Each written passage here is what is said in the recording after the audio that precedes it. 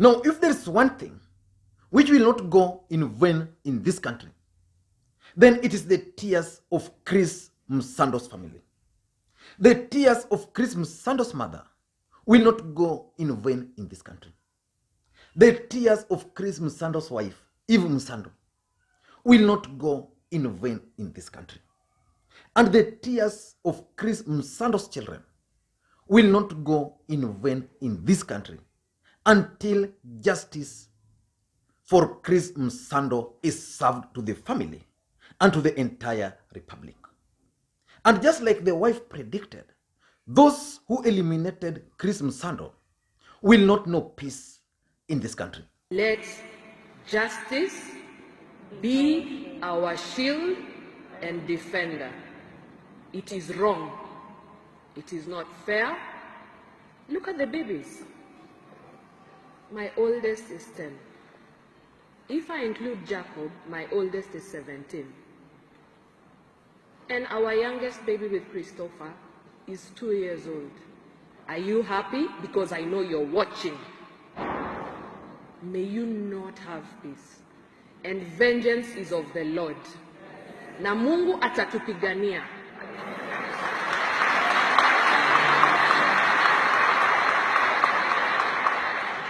Wakenya tusimame imara. Chris's death will not go in vain. Tumekataa.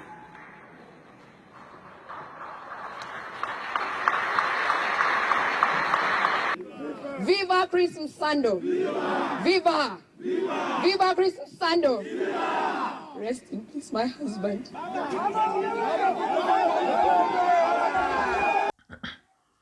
They will not know peace because Chris Msando committed no sin. Chris Msando was eliminated just for doing his job. He was hired to ensure integrity of elections. But his eliminators, his tormentors, eliminated him for putting up a system which was going to stop any rigging in this country. In our design for the resource transmission workflow, we had taken care of everybody in the chain, meaning everybody has a role according to the law. The presiding officer is bound by the law to send the results as realized in the polling station. The other thing is that they have to scan a copy of that result form and transmit it with the results, and that is in our resource management design. The returning officer have an access to the results transmission system. They can verify those results. They can validate those results within the system, but they cannot change those results, because that is what we are taking care of as a risk, because we don't want the results as transmitted from the polling station and the law says they're final, and somebody else changing those results along the chain. So what they can do is to just validate the results as transmitted. And today, Chris Msando was trending on Twitter under hashtag Justice for Chris Msando. And I went through that hashtag and I realized that from that hashtag, the shadows and the ghost of Chris Msando were actually visiting Ezra Chiloba. Ezra Chiloba is the former CEO of IEBC. And why was the ghost of Msando visiting Ezra Chiloba? It was because of a tweet which Roselyn Akombe, who is also a former commissioner, made a few days ago on her official Twitter handle. This is what Akombe posted, which actually triggered the ghost of Msando and directed it to Ezra Chiloba. Akombe is saying, now that we are on our own, Nelson Harvey and Law Society of Kenya Appreciations Day, may I indulge you with a request. On this anniversary of my colleague Msando's murder, could you take this up in the public's interest? As I've said in the past, I am ready to testify.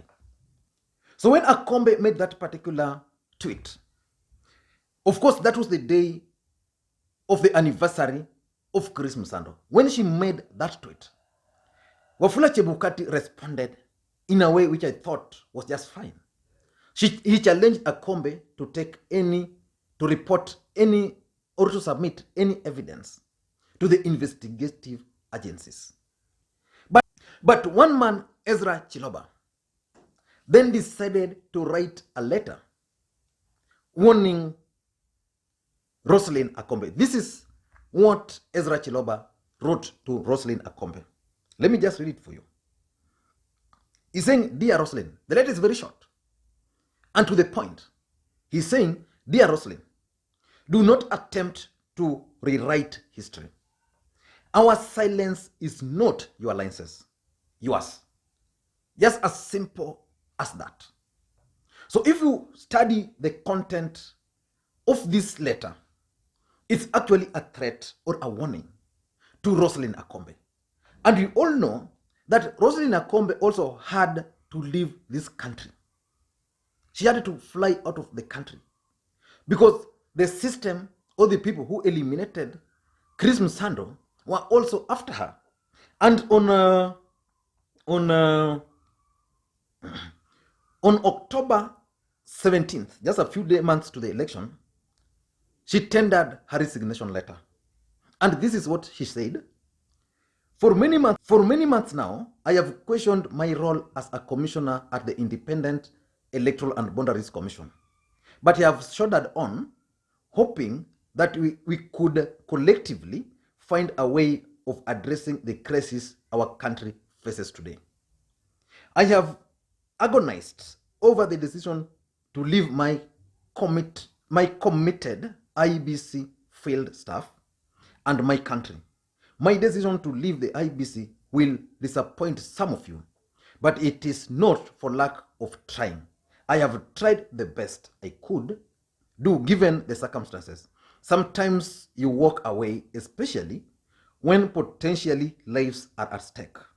The commission has become a party to the current crisis. The commissioners are under siege. It has become increasingly difficult to continue attending plenary meetings where commissioners come ready to vote along partisan lines and not to discuss the merits of issues before them. So that was the resignation letter of Roselyn Akombe. And for those who remember what transpired during that time, Roselyn Akombe was headed out of the country and she was stopped at the airport. Now, this is what Raila Odinga explained transpired during that time. Amekaa pale ndani, ameangalia yale ambayo yalikuwa yanafanyika yote, akatazama siwezi kufanya haya mambo. Mbeleni nataka mjue ya kwamba alikuwa mbeleni anaenda Amerika, akazuiliwa kwa kiwanja cha ndege. Nilipopata habari, mtabari aliniambia mimi ati Akombe ameshikwa kwa kiwanja cha ndege. Nikampigia simu, akaniambia ni kweli jana watu wanazuia mimi hapa. Mimi nilikuwa nimeshafanya booking, kafanya check in, mzigo yangu ilikuwa imeshawekwa kwa ndege, wametoa mzigo kwa ndege. Na mimi vile vile sasa nimewekwa hapa, nimefanywa msako, nimefanywa searching hapa, karibu kunitoa mimi uchi.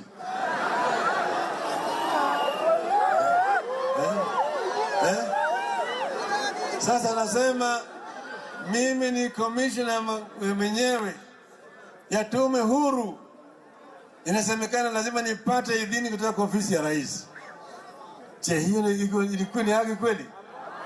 Sasa akazuiliwa, hakutravel wakati huo. Mpaka ilibidi balozi ya Amerika aende kwa kiwanja ya ndege kungoja na wale wote immigration, manake Akombe ana pasi ya Amerika na ya Kenya.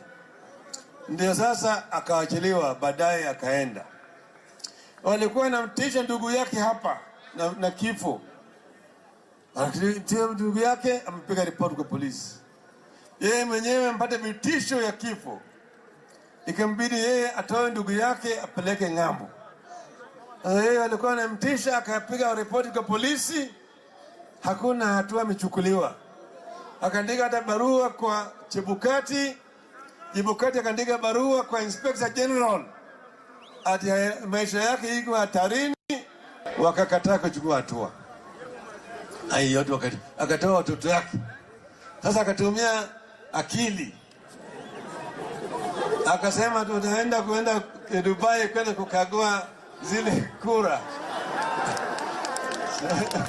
Sasa wanaenda kukagua kura, wakatoka hapa na wale No, that's Raila Odinga explaining the circumstances in which Roselyn Akombe found herself in. So Roselyn Akombe had to leave this country. And I must also mention that already today, at number 1 on Twitter was Justice for Chris Msando. And already Ezra Chiloba has overtaken Justice for Msando, and Ezra Chiloba is now trending at number 1. Justice for Msando is now number 3. So which means and confirms that the ghost of Chris Msando is directly on the doorsteps or at the doorsteps of Ezra Chiloba. And in my view, Roselyn Akombe can do this country justice. If the system are not keen on doing anything about the death of Chris Msando, she can publish a book on what she believes transpired. Because the fact of the matter is that Chris Msando was using the name Chris Chege Msando. So the system during that time believed that Chris Chege Msando was not a Luo. So they come to realize late that this man was a Luo, and that this man was working so hard to ensure that integrity of elections was going to be achieved. He wanted a system whereby if you get 1 vote, then that 1 vote is what is going to be counted. But these guys had a different idea on what they wanted. Now, before we proceed, I want you to listen to Chris Msando explaining his vision for that particular election. Our transmission is irreversible. Once you have transmitted for 1 seat, the device becomes inactive unless it is brought back to Nairobi in the factory and reset. Is when you can again use that seat. But once you have transmitted for any seat, the system grays out for that particular seat, and nobody can transmit any other results for that particular seat. Now that's Chris Msando. And I want to challenge Raila Odinga not to forget electoral justice in this country. We must continue fighting for electoral justice in this country, so that if you lose election, then you can go home happy that I lost an election. Not you contest, then elections are being transmitted, the results are being transmitted, but what you get on the screens, of which are heavily funded by taxpayers' money, is not what was actually transmitted. And one man, Seth Odongo, or Dikembe, made a very interesting observation on this particular subject on Twitter today. He made a series of tweets, and I want just to go through the tweets which this Dikembe made. Dikembe is saying, James Muhati, who had been suspended to pave way for a credible 2017 election, but who was then rehired on the same day Chris Msando was murdered, is today the CEO of Huduma Center, where he passes out as James Boyakane. Typical ex-Nazi way of laundering new identities. We all know and remember James Muhati. James Muhati was actually the director of ICT. He was suspended, and that's when Chris Msando now took over. And on the day Chris Msando went missing, was killed, that's the same day James Muhati was again rehired to take over his role. Remember, he was the director of ICT. Chris Msando was his assistant, and when he died, Chris Msando was now acting. And Muhati was brought on board just a few days to the elections.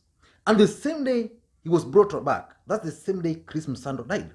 And for those who follow politics of this country, the same day Chris Msando died, very many things, funny things also happened in this country. There was an attack somewhere. There was an attack.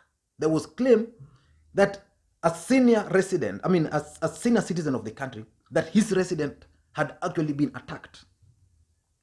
And up to now, it's not clear who attacked that residence. And I strongly believe that the idea behind that was to divert the attention from this Muhati, bringing up on Muhati on board, and also the death of Chris Msando. So the Kembe is continuing on number 2. So James Muhati is currently the CEO of Huduma Center. So it means he was rewarded for delivering the results the way they were. He's continuing. Ezra Chiloba's deputy, Betty Songora, is today the CEO of Gender Commission.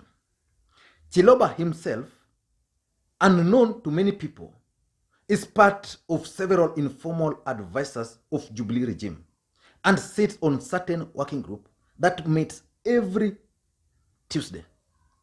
So it means Ezra Chiloba just resigned because he was under pressure.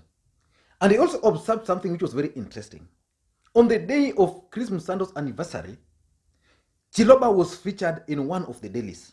I think it was Standard, about some farm. He has a huge farm. So idea behind that was to funika Kenyans.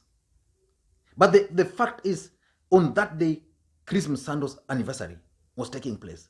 And Ezra Chiloba was featured in the newspaper as a man who is now a farmer, a big farmer, doing great things. Ameachana maneno ya political offices, you know. And the Kembe is now saying that Ezra Chiloba deputy then, Songora, is today the CEO of Gender Commission. Chiloba himself is working. So it means the system actually rewarded these guys for bungling that general election, but at the expense of one man, Chris Msando. So they will not know peace, whether they participated directly or indirectly. Another one is saying, an ex-IBC matron, the Kembe is saying, an ex-IBC matron, Anne Ruto, is today the registrar of political parties, having seamlessly been transitioned from IBC to this equally critical institution. So again, another person, instead of being kicked out of office, has been transferred and is today the director, the registrar of political parties. So that's the country we live in for you. And he's saying, number 4, the Kembe is saying, at IEBC, there still remain such dubious characters like Majran Hussein Majran, the current acting CEO, which a PAC report recommended be removed from the commission. So who is protecting people like Majran in office? Those are questions that we need to answer. Otherwise, Kenyans, in my view, should consider even the possibility of boycotting elections if that election is going to be presided over again by these crooks and goons. These crooks and goons should not be allowed anywhere near our electoral system if we must be safe as a country. Otherwise, this country is going to continue being in the hands of criminals. What about Wafula Chebukati? I'd expected someone like Wafula Chebukati to even offer to resign if there's a feeling that his continued staying in office is the reason why justice for Msando cannot be found. But why is he insisting on continuing serving as a commissioner with the IEBC, as the commission chairman? So in my view, as long as these guys continue behaving abnormally or normally, the shadows and the ghost of Chris Msando will continue visiting them. And just like the wife predicted, they will not know peace. But I want to advise Roselyn Akombe. I know when she was serving at IEBC, the IEBC was captured. She managed to leave the country. She's finally in a safe place. Akombe can do justice to this country. Write a book. If you can't write a book, give us more tweets so that we can understand what actually transpired. Again, by continuing to talk, at least people like Ezra Chiloba, people like Wafula Chebukati can be ashamed, and at least Kenyans will have peace for the time being. The family of Chris Msando needs justice. And that justice can only be found if people like Akombe will be allowed to speak. I don't know what you think, but I want to leave you just by asking you to drop a message to Chris Msando's family. I am sure some of them will be reading those comments on this particular platform. So just drop a message of hope to the family. Thank you guys, and if you are watching this video for the first time, please take a second or two and click subscribe button so that next time you produce a video like this, YouTube will automatically notify you. And to the subscribers, I want to continue. Thank you guys for your continued support. Because of that support, we are where we are today. Thank you guys. A lot of you guys were asking me that they've missed this particular background here because I changed. So today I wanted to record from here. The other day I also recorded from here. So occasionally I'll be, because here is where it all began. Thank you guys, and please may you have a good day. Bye bye.